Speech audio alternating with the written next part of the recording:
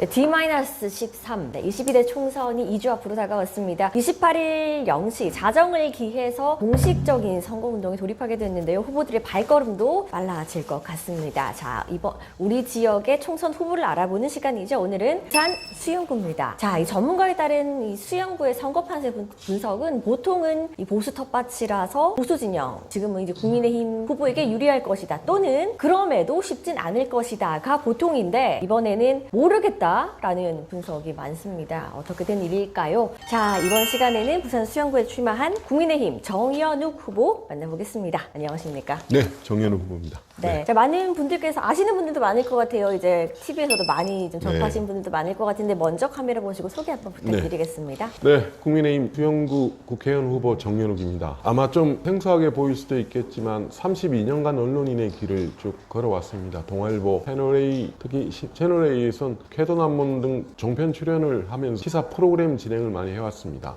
그래서 이제 언론인의 길을 걸으면서 다양한 분야의 경험과 폭넓은 인맥, 아마 이런 부분이 정치적 자산으로 많이 쌓아왔던 것 같습니다. 저도 이번 그 공천 과정에서는 상당히 공천 자체가 드라마틱하게 진행됐던 것 같습니다. 요동을 쳤고요. 갑자기 공천자가 결정이 취소가 되고 다시 또 공천 과정에서 전략 공천이 이루어지고 상당히 주민들이 혼란을 겪을 수밖에 없는 상황이 됐겠지만 이번 공천 과정에서 분명한 것은 국민의힘이 믿을 만한 후보, 검증된 후보를 냈다. 이 수영 주민들이 그렇게 선택할 것으로 보고 있습니다. 네, 알겠습니다. 항상 이제 진행 위주로 하시다가 어떻게 보면 패널 입장에서 하시는 게 적응도 안 되시죠? 예, 네. 떨리시죠? 예, 떨립니다. 예. 네. 자, 이제 조금 편안해지셨다고 생각하고 이제 본격적인 질문에 들어가도록 하겠습니다. 공천 과정 때문에 이제 선거운동을 급하게 시작을 하셨어요. 수영구에서. 갑자기 뒤돌아보니까 이제 공식 선거운동에 돌입을 하게 됐어요. 네네, 그렇습니다. 지금 수영 구민을 만나보면 어떤 말들이 가장 많으세요? 지금 실제로 매일 하루에 수천 명을 만나고 있습니다. 뭐 전화로 만나는 분들까지 합치면 그 숫자는 더 될 것으로 생각합니다. 그런데 실제로 보면 이 수영 주민들은 특히 저한테 많이 물어보는 것은 이렇게 무소속 후보가 나오는 과정에서 보면 민주당이 되는 것 아니냐는 우려를 많이 하십니다. 네. 실제로 그런 우려가 손을 잡고도 말씀을 하시고 상당히 걱정스러운 표정을 많이 지으시는데 그게 이 수영 주민 대다수 제가 만나본 분들의 좀 걱정이었던 것 같습니다. 과연 이 부분이 왜 이렇게까지 됐는지, 그대로 역대 선거에서 수영이 이런 적이 한 번도 없었는데 왜 이렇게 됐는지 그걸 저를 붙잡고 하소연하는 경우가 상당히 많았습니다. 아마 여러 현안들이 있겠지만 특히 이번 선거에서 수영 선거를 바라보는 지역분들의 고민, 그걸 많이 느낄 수 있었습니다. 네. 이런 고민들을 계속해서 가지고 간다면 이 수영 구민들, 특히 보수를 사랑하는 수영 구민들, 유권자들에게는 혼란스러울 수밖에 없는 상황이다라고 네, 네. 보여지는데 네. 정치는 생물이다라고 네. 항상 얘기를 하잖아요. 그렇죠. 아직은 이제 2주가 남았어요. 네, 네. 어떻게 보면 긴 시간일 수도 있습니다. 예. 결론부터 저희가 이제 말미에 이제 질문을 드리려고 했는데 앞당겨서 질문을 드리겠습니다. 민주당이 되면 어떡하냐는 이 우려에 대한 주민들의 걱정을 잠식시키는 그런 혹시 계획이나 대안은 있으세요?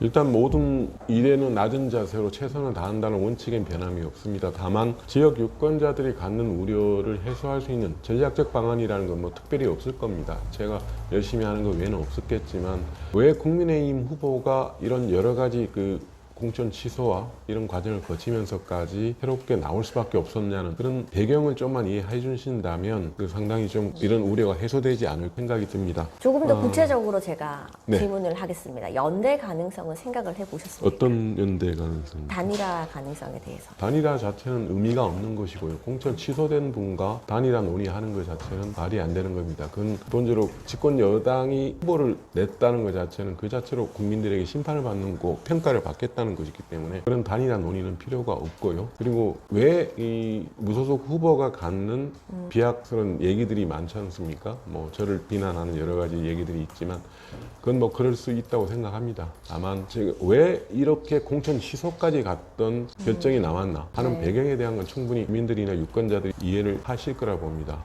그리고 그 과정에서 여러 가지 얘기들이 자기 모순에 빠지는 사태가 벌어집니다. 예를 들어서 선당우사라고 했던 부분들, 스스로 다른 후보를 다른 정치인을 비난하게 했던 선당우사라는 표현이 왜 본인한테는 적용되지 않는지 그리고 서약을 하고 공천 신청을 할 때 서약을 하고 국민들에게 약속했던 여러 가지 사안들이 있었습니다. 그런 부분들에 대한 대국민 약속이 과연 이렇게 헌신작전 벌어져야 되는 현실 그리고 막말 부분에 대한 부분들은 두 차례 대국민 사과를 했으면 그 부분에 대한 것들이 어떤 정치적 파장을 낳고 이 국민의힘 전체가 상당히 그 위기에 빠질 정도로 공경을 겪었던 사안입니다. 내가 이 부분은 반드시 한번 짚고 가야 될 것 같습니다. 공인이고 정치인이라면 자기 책임을 져야 되는 문제는 우리가 2012년 국회의원 선거 총선을 겪으면서 그때 과거 민주당이 김영민 씨의 막말 파문을 겪으면서 상당히 곤욕을 치렀습니다. 그런데 끝까지 공천을 강행했습니다. 그 결과는 어떻게 나왔는지 아실 겁니다. 상당히 과반의 의석을 확보하리라고 기대했던 민주당이 그때 박근혜 비대위가 했던 박근혜 비대위에 참패를 당한 적이 있었습니다. 국민들이 이 정치인의 행동을 하나하나 지켜보는 것은 절대 표현하지 않습니다. 표로 심판합니다. 냉정하게 짚을 건 냉정하게 짚어야 되고 변호할 건 변호하되 국민들의 눈높이에 맞는 행동을 하지 않으면 국민들은 단호하게 심판하게 됩니다. 과연 지금 어느 무소속 후보가 내는 행동이 누구를 비난하기 전에 스스로 어떤 행동을 걸어왔는지 그리고 그게 공당에 어떤 위기를 몰고 왔는지 그런 이 부분을 어떻게 수습하고 나가야 될지 한 고민이 없다면 정치적인 무책임이라고 볼 수밖에 없을 겁니다. 알겠습니다. 자, 이 지역이 전략 공천으로 오게 됐어요. 네. 당에서 이 말인 즉슨 당에서 후보의 경쟁력을 높게 평가를 했기 때문에 이 지역에 보냈다라고 볼 수가 있는데 네. 앞서 이제 후보도 검증이 됐다, 준비가 됐다, 당에서도 검증을 해준 것이다라고 말했는데 어떤 부분을 가장 높게 평가를 했다고 보세요? 아까 뭐 모두에 얘기했지만 저는 그 중견 언론인으로 32년간 이 길을 걸어왔고 이 걷는 과정에서 저도 숱한 뭐 풍파도 겪었고 여러 사연이 좀 많지 않았겠습니까? 그 과정 전체가 검증의 대상이었을 것이고 그 과정에서 여러 가지 그 공정관리위원회 자체에서 내부적 논의도 이루어졌을 것이라고 생각합니다. 다 말씀드릴 수는 없지만 그 검증이라는 게 본인의 과거 모든 글에 대해서 그다음에 SNS상에 올리는 여러 가지 내용들 네. 그리고 여러 주변 평판까지 아우르는 모든 것이 검증의 대상이기 때문에 과연 그런 부분들에 대해서는 나름대로 공간이나 중앙당 차원에서의 심도 있는 논의가 있지 않았을까? 전략공천은 그냥 단순하게 이루어지는 것이 아닙니다. 그 개인의 무슨 단순한 뭐 몇 가지 발언이 아니라 또 지역의 평판, 이 선거 자체에 후보가 갖는 정무적 판단이 있을 겁니다.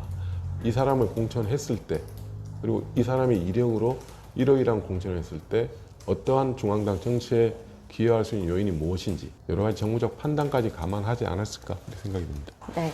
정치부 이제 기자도 오래 하셨고 네. 이제 많은 이제 언론인으로서의 이제 정치를 바라봤을 때 지금 이 현장에 직접 뛰셨잖아요. 네네.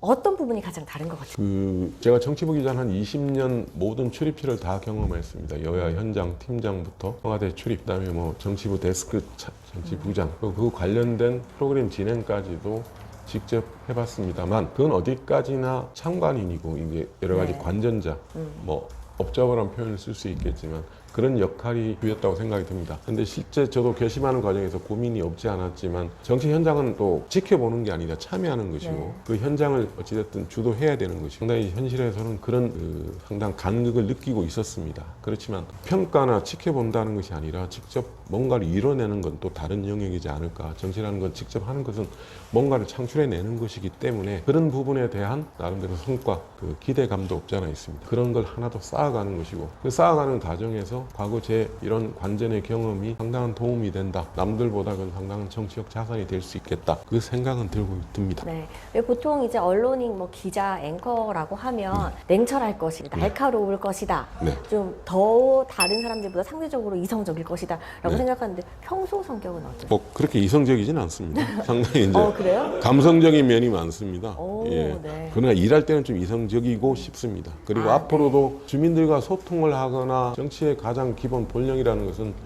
결국 국민들과 함께 가지 않으면 어떤 정책도 국민들에게 다가가지 못한다는 게 제 생각이고 그래서 어떤 거창한 그럴듯한 공약이나 정책이 결국은 국민들이 손을 잡아줘야 움직일 수 있다는 것이기 때문에 제가 언론의 경험이라는 건 결국 그런 소통 능력 아니겠습니까? 그 소통을 통해서 풀어가는 것이기 때문에 결국은 국민 눈높이에 맞는 국민들과 다가갈 수 있는 언론 환경, 그 소통 역량을 바꾸는 문제. 결국 그게 한국 정치가 참 그 대목이 제일 미진했던 것 같습니다. 저는 그런 부분에서 역할을 하고 싶습니다. 네, 이제 어떤 정치인이 되고 싶다라는 부분까지 네. 말씀을 해주신 것 같아요. 자, 수영구에서 많은 국민들을 만나면서 유권자들을 만나면서 여러 가지 이제 이야기들, 현안들도 접하셨을 텐데 어떤 부분이 가장 시급하고 이제 국회에 입성을 하게 된다면 어떤 부분을 가장 먼저 풀고 싶으세요? 아마 그 정치인으로서는 지역구 의원이 되면 일단 지역 발전에 대한 문제를 고민하지 않을 수 없습니다. 네. 당장 지역 주민들의 요구가 나오는 것이고 네. 수영은 부산 18개 선거구 중에서 가장 어떻게 보면 지역 주민들의 그 자긍심, 자부심, 한마디로 보면 시민의식이 가장 높다고 자부하는 곳이기도 합니다. 거기에 걸맞는 요구에 대응하는 것들이 필요하다고 보고요. 그래서 너무 황당한 내용보다는 실제 주민들의 삶에 직결될 수 있는, 삶에 네. 직결될 수 있는 실제적인 공약, 정책이 마련되어야 됩니다. 앞으로 이제 여러 가지 그 과정을 거쳐서 이제 밝히고 설명해 나가겠지만 저는 이 가장 수영을 대표할 수 있는 건 광안리 해변입니다. 네. 이 광안리 해변을 중심으로 해서 이 가장 이렇게 뭉쳐져 있고 이렇게 방사선을 퍼져 있고 상권이 형성돼 있고 네. 주민들이 이렇게 생활 권역을 만들고 있습니다. 광안리 해변 자체가 어떻게 좀 보다 업그레이드 될 수 있는 게 무엇인지 이 부분은 제가 지금 이번 선거에서 가장 핵심적 공약으로 추진하려고 하고 있고요. 네. 이 부분들에 대해서는 심도 있는 논의가 이미 진행이 되고 있고 전문가들의 의견을 상당히 거친 상태입니다. 아마 세계적 비치로 거듭날 수 있는 광안리 자체는 광안리 해변은 이게 해운대하고 또 다른 측면이 있습니다. 도심과 직결되어 있습니다. 네. 그래서 더욱더 우리 생활 직결될 수 있는 문제이기 때문에 실제 주민들에게 다가갈 수 있는 대표적인 공약으로 발전시킬 수 있다고 봅니다. 마지막으로 결국은 국회의원은 또 다른 헌법기관입니다. 헌법기관이 대한민국 전체를 얘기할 수 있는 기본적으로 그런 정책 역량을 보여줘야 하기 때문에 그런 부분까지도 고민해야 되는 부분도 있어서 그 부분은 제가 후 얘기를 드리겠습니다. 알겠습니다. 자, 이제 광안리, 특히 수영 가면 광안리를 먼저 떠오르실 텐데요. 이 광안리 해변 관광 부분에 대한 집중적으로 그 우리 국민들이 또는 부산 시민 직접적으로 느낄 수 있는 공약을 내세우겠다. 허무맹랑한 네. 공약보다는 국회의원으로서 할 수 있는 공약을 하겠다라는 부분까지 보여주셨습니다. 자, 오늘 저희가 이제 공약에 대한 이야기를 좀 많이 해야 하지만 이제 본선거도 얼마 남지 네네, 않았고 네. 이제 알리기에도 바쁘잖아요. 네네, 근데 저희가 네. 공천에 대한 이런 얘기를 좀 뺐었어야 되는데 그래도 짚고 넘어가는 부분에 네네, 대해서는 네. 이해를 해주시고 네네. 자, 이제 저와의 이런 인터뷰는 여기서 마치고요. 네. 저희가 오늘 다른 기자님들이 많이 오셔서 네. 같이 하고 있습니다. 저희 큰 테두리의 질문 여기서 마치고 네네네. 개별 질문을 받도록 하겠습니다. 예, 예. 재활용 공천이다 네. 라고 하면서 완평처럼 그렇게 네, 네. 말씀을 거론하는데 이에 대한 의견이 어떠신지 여쭤보고 싶어요. 저에 대한 것만 얘기하면 되겠죠. 뭐 다른 부분까지는 제가 언급할 건 아닌 것 같고 그건 참 민주당 후보가 그렇게 얘기합니까? 아니 그러니까 그게 대표 걸려있는 좀 보지는 못해요. 보지 못하셨습니다. 재활용 공천이다. 재활용. 자기 눈에 들보는 잘 못 보는 모양이네요. 예, 알겠습니다.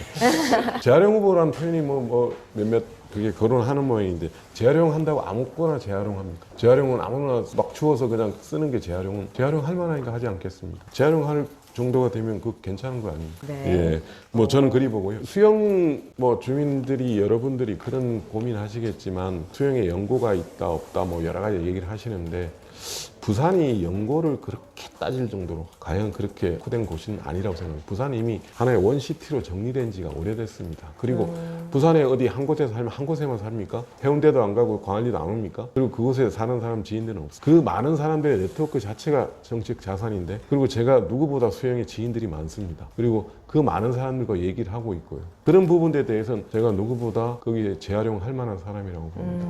그리고 정치적 그 메시지를 제가 부정하지는 않겠지만 스스로 좀 본인들의 들보는 좀 잘 먼저 보시기 바랍니다. 막말 파문에 대해서 이거는 그 사람의 어떤 역사고 그 사람을 판단할 수 있는 지표가 된다라고 이야기를 해주셨는데 네. 또 일각에서는 네. 20대 때 철없이 한 행동이고 본인들께서는 다르다, 사람 바뀌고 네네. 지금으로 평가해야 된다 이런 의견도 있고 지금 말씀해 주신 대로 아니 사람은 고쳐 쓰는 게 아니다 뭐 이렇게 평가하시는 분도 많아요.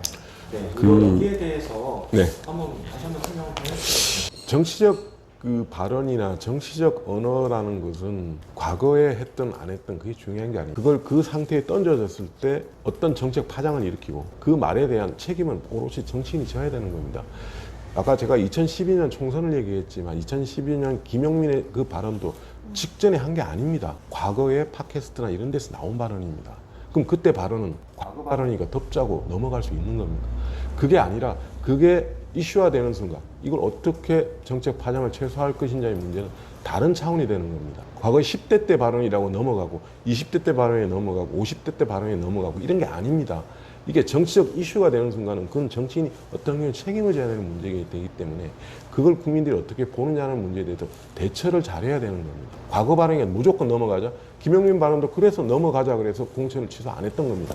그 결과는 그때 어떻게 났는지 아마 찾아보시면 다 알 겁니다. 결국은 국민들의 눈높이와 국민들의 수준 그리고 지금 시점에 맞는 얘기가 과거에는 또 아닐 수도 있고 과거에 맞는 얘기가 지금이 아닐 수도 있는 겁니다. 다만 지금 시점에 과연 그런 대화나 화법이 과연 국민 눈높이 맞을지 그건 냉정히 봐야 됩니다. 그래서 정치인의 발언 하나하나는 자기 오롯이 책임지고 나가야 되는 겁니다. 그래서 정치인의 발언은 너무 맥락해 보이지만 반드시 책임을 묻게 돼 있습니다. 일반인들한테 그런 발언에 책임 묻지는 않습니다. 잘. 다만 정치인은 책임을 묻게 돼 있습니다. 이재명 대표의 막말이라고 해야 될까요? 이런 네. 것들도 좀 논란이 되고 있는데 예. 최근에 이직 발언 그리고 또 중국에 쉘쉘만 하면 된다 네. 이런 발언들 어떻게 보셨는지. 이재명 대표 발언은 제가 언급할 게 하도 많아서 이게 너무 많으니까 사람들이 잊어버리는 것 같아요. 이게 너무 많으면 이게 좀 이렇게 좀 관심이 떨어지는 오히려 이런 현상이 생기는 것 같은데 전 솔직히 별로 언급하고 싶지는 않습니다. 이미 국민들이 의뢰에 그런 얘기가 나올 거라고 내심 생각하는 것도 있는 것 같고요. 그 발언에 일일이 저는 대처하기보다 과연 정치인의 발언이 어떻게 해야 되는지 뭐 저는 언론에 길을 걸었던 사람으로서 발언 하나하나가 어찌됐든 신중해야 되고 무거워야 된다는 생각이 강한 사람입니다. 그래서 일시적으로 여러 가지 그 발언을 해서 넘어갈 위기를 모면할 수는 있겠지만 과연 이런 발언이나 이것이 국민적 공감을 얻을 수 있을지 그건 냉정히 한번 짚어봐야 되지 않나 그 정도로만 얘기하고 싶습니다. 22대 국회는 네. 민주당이 경기 동부연합이라는 강성 의원들이 대거 진출할 가능성이 굉장히 높아졌습니다. 예. 또한 이재명 대표의 사법 리스크 또한 마무리가 안 된 상태에서 22대 국회는 굉장히 격동의 국회가 되지 않겠느냐. 이런 상황에서 언론인으로서 향후를 예측해 보신다면 제가 과거 현장에 있을 때 개인 칼럼으로 경기동부연합에 대한 걸 언급을 처음 한 적이 있었습니다. 실제 여러 가지 패턴도 있었고 종북 세력에 대한 표현을 좀 그렇지만 그게 이른바 정치 언어로 채택이 됐기 때문에 종북 세력이 특정 여러 가지 단체로만 활동을 하다가 방향 전환을 해서 공당을 접수하자고 들어갔던 게 민주노동당 접수부터 들어갔던 겁니다. 실제 당권을 쥐고 여러 가지 과정에서 가만히 있는 게 아니라 당을 접수하자고 해서 들어갔던 게 경기동부연합이 실제 민노당 당권을 쥐고 그게 또 정의당과 합쳐지면서 쪼개지고 일련의 과정을 거쳤습니다. 저는 이번 그 사태를 보면서 이제 민주당까지 전국 세력이 직접 들어가는 상황이 되고 야권 단일 단일화 논의를 벌였던 과정을 보면 지금 부산도 저 인접 연제구에서 지금 진보당 후보가 야권 단일 후보로 나오는 상황이 됐습니다. 상당히 진보당이 통합진보당의 일단 후신이기 때문에 과연 그런 부분에 대한 논의가 이런 종북 세력에 대한 국민적 경각심을 다시 불러일으키지 않나. 그렇다면 실제로 22대 국회가 열리면 이런 분들이 국회에 진출하면 과거에 여러분들이 이석기 일파들이 그때 통진당을 접수하는 과정에서 상임위에 가장 많이 진출했던 상임위가 국방입니다. 국방위에 진출해서 국방 관련된 여러 가지 정보 자료, 그럼 국회의원이 요구할 수 있는 권한이 있잖아요. 그런 부분들을 많이 요구하고 그 부분들을 집요하게 질의하고 그런 부분들에 대한 국민들은 일반 국방 사안 자체는 좀 현안과 좀 떨어져 있으니까 관심이 덜하지만 왜 그렇게 유독 그런 국방 관련된 사안에 집중했는지 그리고 이게 국가 체제에 대한 문제를 왜 그렇게 집중했는지에 대한 고민 아마 그런 부분들이 앞으로 상임위 국회 활동에서 과연 이 부분까지도 방기하고 방치할 문제냐 과연 냉정히 짚어봐야 되지 않나. 우리가 과연 대한민국이 어떤 길을 걸어왔고 어떤 기반 위에서 만들어지고 지금 세계 10대 선진국 반열까지 들어왔던 과정이 어떻게 됐는지를 냉철히 고민하신다면 이런 종북 세력의 국회 진출이 가질 수 있는 우려, 국민적 걱정, 그건 상당히 크다고 봅니다. 저는 그 부분도 22대 국회에서 아마 국민들이 냉정하게 주셔야 될 대목이 아닌가 싶습니다. 이 질문 여기까지 받도록 하겠습니다. 자, 그러면 후보님 카메라 보시고 마지막 유권자들께 한 말씀 해주시죠. 네, 수영 주민 여러분들의 자긍심, 높은 시민의식 제가 지켜드리겠습니다. 수영 발전, 말로만 되는 게 아니라 책임 있는 집권 여당 국민의힘 후보가 직접 나서야 해결이 됩니다. 저 국민의힘 후보 2번 정연욱 후보 밀어주십시오. 믿어보시면 후회하지 않으실 겁니다. 네, 이 30여 년의 언론인 이 경험이 정치인으로 도약하는데 큰 자산이 될 것이다. 준비되어 있다.